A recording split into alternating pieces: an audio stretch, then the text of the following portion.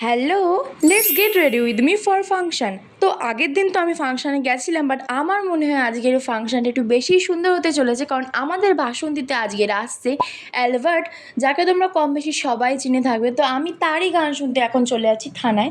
সেজন্য আমি একটা পার্পল কালারের ড্রেস পরে নিলাম, যেটা বহুদিনের পুরানো। তারপরেও তোমরা লিঙ্ক চাইলে আমি দিয়ে দেবো।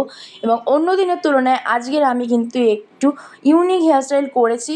চুলটাকে মোটামুটি ছেড়ে দিয়েছি, এটাও একটা সিম্পল হেয়ারস্টাইল, বাট আমার কাছে ইউনিক।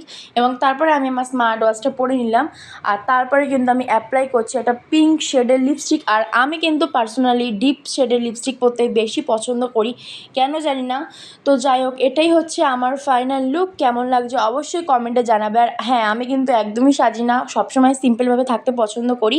তো যাই হোক, আজকে কিন্তু আমি এই অনুষ্ঠানতে গেছিলাম। যারা বাসন্তীর ভিতর থেকে আমার ব্লগটা দেখছো তারা অবশ্যই কমেন্ট করে জানাবে যে তোমরা কে কে গেছিলে এই অনুষ্ঠানটাতে। আমার পার্সোনালি খুব ভালো লেগেছে। তো যাই হোক, আজকের ভিডিওটা এই অবধি, টাটা।